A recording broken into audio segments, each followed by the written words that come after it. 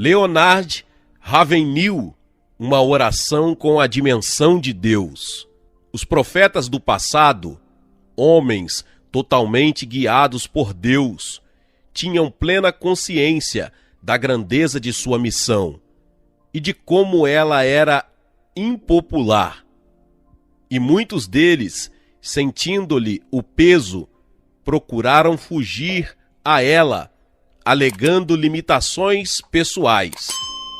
Moisés, por exemplo, tentou evitar aquele compromisso de que dependeria o futuro de toda a nação, argumentando que era gago. Mas Deus resolveu o problema, providenciando-lhe um porta-voz, na pessoa de Arão. Jeremias também tentou furtar-se a tarefa, justificando que ainda era muito criança. Mas, como já acontecera a Moisés, a objeção humana não prevaleceu. É que Deus não chamava esses homens para irem às academias de sabedoria humana, apurar a personalidade, nem aumentar seus conhecimentos. Mas parece que ele, como que agarra esses servos e os encerra num compartimento consigo. Se for verdade o que afirma o poeta Oliver Wendell Holmes, que sempre que alguém tem uma ideia nova na sua mente se amplia e depois nunca mais volta às dimensões anteriores, então, o que se dirá do coração que já escutou o sussurro da voz eterna? As palavras que eu, o Senhor, vos tenho dito, são espírito e são vida. João 6,63. Nossas pregações hoje se acham bastante debilitadas pelas citações que tomamos emprestadas daqueles que já morreram, em vez de recorrermos ao Senhor. Um livro é bom quando nos serve de guia, mas torna-se pernicioso quando nos acorrenta. Assim como os cientistas modernos chegaram a uma nova dimensão de poder quando dominaram a energia atômica, assim também a Igreja precisa redescobrir o ilimitado poder do Espírito Santo. De fato, é preciso que aconteça alguma coisa que venha atacar a iniquidade desta era pecaminosa e destruir a complacência dos crentes adormecidos.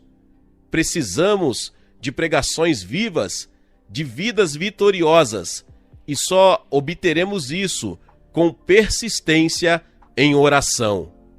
E alguém dirá, se quisermos uma vida santa, precisamos orar. Mas a recíproca também é verdadeira. Temos que viver uma vida santa se quisermos orar.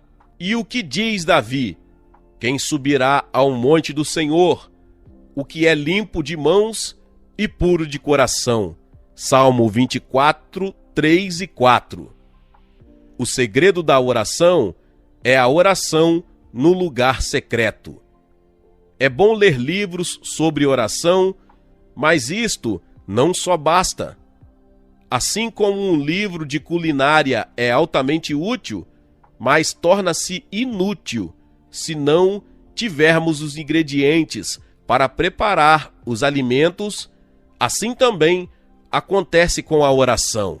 Alguém pode ler toda uma biblioteca sobre oração e não adquirir nenhuma gota de poder. Temos que aprender a orar, mas para isso é preciso orar. Se uma pessoa estiver sentada numa cadeira lendo o melhor livro que existe sobre saúde, mas permanecer ali sentada, pode morrer. Assim também é possível um crente ler tudo sobre oração, maravilhar-se com a perseverança de Moisés ou com o lamento de Jeremias, e mesmo assim não aprender nem o ABC da intercessão. Assim como a bala que fica na arma não chega ao seu alvo, assim também A oração que fica contida no coração, sem ser elevada a Deus, não obtém as bênçãos. O filósofo francês Fénelon disse: em nome de Deus vos rogo, alimentai vossa alma com orações, assim como alimentais vosso corpo com as refeições. E Henry Martin comenta: atribuo minha atual condição de debilidade espiritual ao fato de não ter tempo suficiente para meu momento devocional particular. Ah, quem me dera ser um homem de oração. E um escritor do passado afirma o seguinte: muitas vezes, ao orar, somos como um garotinho que toca a campainha de uma porta e depois sai correndo antes que alguém atenda. De uma coisa não há dúvida: a área mais inexplorada das riquezas de Deus é a da oração. Quem sabe calcular a dimensão do poder de Deus? O homem é capaz de calcular o peso do mundo, saber dizer o tamanho da cidade celestial, contar quantas estrelas há no céu, medir a velocidade da luz, sabe informar a hora exata do nascer e do pôr do sol, mas não sabe avaliar o poder da oração. A oração tem o tamanho de Deus, pois é Ele quem nos dá a garantia dela. Ela tem as dimensões do poder de Deus, pois Ele garante que a atenderá. Que Deus se compadeça de nós por termos tantos tropeços ao praticar essa atividade que é a mais nobre que nossa língua e espírito podem exercitar. Se Deus não nos iluminar quando nos encontrarmos no aposento da oração, caminharemos em trevas. O momento de maior constrangimento para o crente no dia do juízo será aquele em quem tiver que encarar o fato de que orou pouco. Eis algumas palavras do admirável São Crisóstomo: o poder da oração extinguiu a violência do fogo, fechou bocas de leões, silenciou revoltosos, pôs fim a guerras, acalmou os elementos, expulsou demônios, rompeu as cadeias da morte, escancarou os portões do céu, minorou enfermidades, repeliu mentiras, salvou cidades da destruição, deteve o curso do sol e o avanço do relâmpago. A oração é uma poderosa armadura, um tesouro que nunca acaba, uma mina que nunca se esgota, um céu que nunca fica toldado de nuvens e nunca é turbado por tempestades. Ela é a raiz, a fonte, a mãe de 1000 bênçãos. Será que essas palavras de Crisóstomo são simples retórica, visando fazer com que algo comum pareça extraordinário? A Bíblia desconhece tais artifícios. Elias era um grande conhecedor da arte da oração, tanto que conseguiu alterar o curso normal da natureza e estrangulou a economia de uma nação. Pela oração, ele fez descer fogo do céu, levou homens a se prostrarem e fez descer chuva do céu.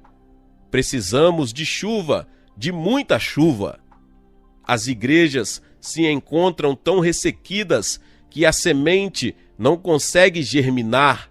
Não há pecadores arrependidos chorando neles. Ah, quem nos dera um Elias! Numa ocasião em que o povo de Israel clamou pedindo água, um homem feriu a rocha, e aquela fortaleza de granito se tornou um ventre do qual brotou uma nascente de água. Existe alguma coisa que seja difícil demais para Deus?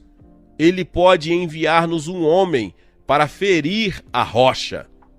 Mas precisamos saber que a finalidade da oração em secreto não é meramente estender para Deus uma lista de pedidos? É verdade que a oração muda as coisas? É, mas antes de tudo, ela muda as pessoas. No caso de Ana, por exemplo, a oração não apenas removeu seu opróbrio, mas modificou-a também. Ela era estéril e se tornou fértil. Estava chorando e passou a regozijar-se. 1 Samuel, capítulo 1, verso 10, capítulo 2, verso 1. A oração converteu seus prantos em folguedos. Salmo 30, 11. Pode ser que estejamos pedindo folguedos quando ainda não pranteamos. Preferimos a veste de louvor em vez de espírito angustiado. Mas o que esse texto diz é: pôr sobre os que em Sião estão de luto veste de louvor em vez de espírito angustiado. Isaías 61, 3.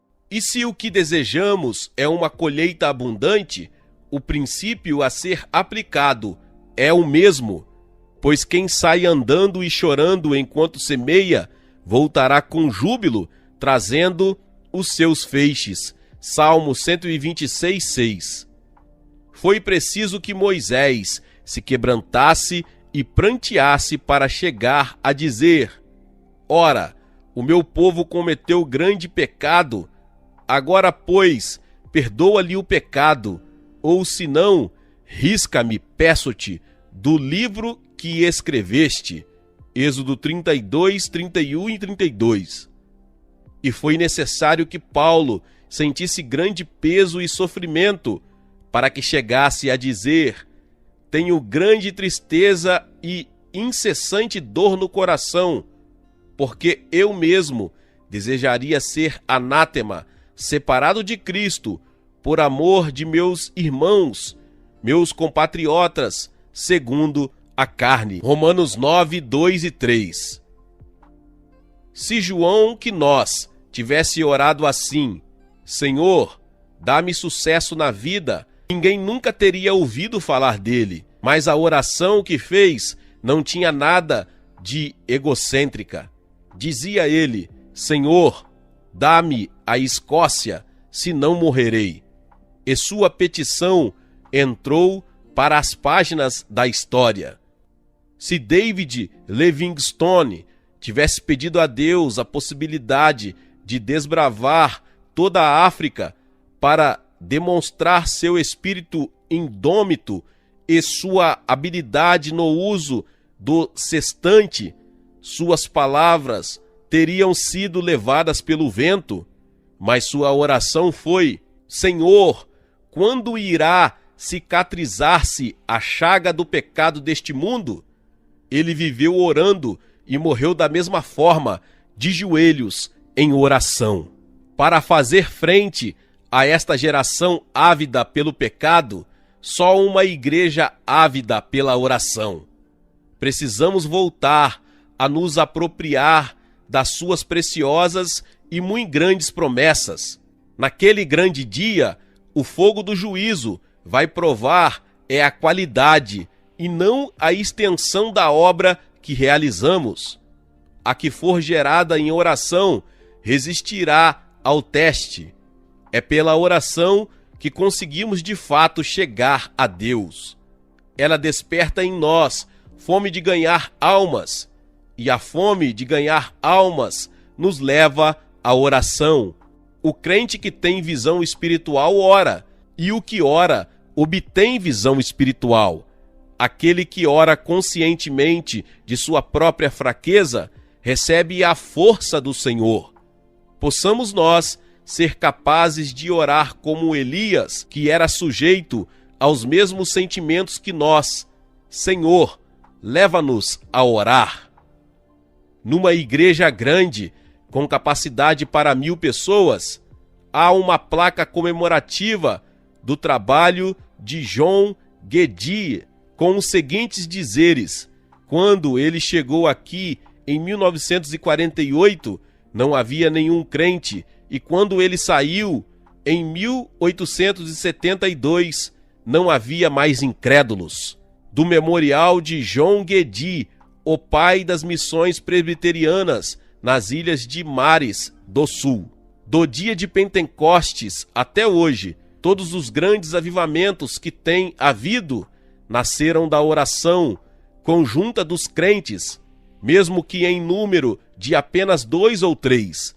E depois que essas reuniões de oração cessam, nenhum desses movimentos continua. Dr. A.T. Pierson. Meus irmãos e irmãs, Deus abençoe a vida de cada um. Que palavra poderosa. Talvez você chegou aqui pela primeira vez e ainda não é inscrito aqui no canal. Se inscreva aqui no canal e ative o sininho das notificações. Todos os dias são postados vídeos abençoados aqui no canal para te abençoar. Deixe também o seu like e não se esqueça de compartilhar esta palavra com mais pessoas. Então, nos vemos nos próximos vídeos. Amém. Seja membro do canal Vinícius Siqueira e obtenha benefícios que só os membros têm. Então, você que já é inscrito no canal e ativou o sininho das notificações, logo você vê o botão Seja Membro, clique nele e obtenha os benefícios. E o primeiro benefício é que você tem uma mensagem destacada. Quando você faz um comentário aqui no canal, você tem um destaque na sua mensagem. E isso é muito importante porque você mostra para os outros que você apoia este canal. E outro benefício que você tem é que você pode compartilhar os devocionais diários, que são 365 devocionais, que são postados todos os dias aqui no canal. Existe um grupo específico e a pessoa recebe um link que é direcionado para o grupo. E nesse grupo você tem todos os devocionais de todos os dias do mês, que você recebe logo pela manhã, e você tem o benefício de compartilhar esses devocionais com os seus contatos. Esse benefício é apenas para os membros. No YouTube não tem como compartilhar os devocionais, apenas ler na comunidade do YouTube, mas quem é membro tem o benefício de compartilhar com todos os seus contatos e as suas redes sociais. Seja membro!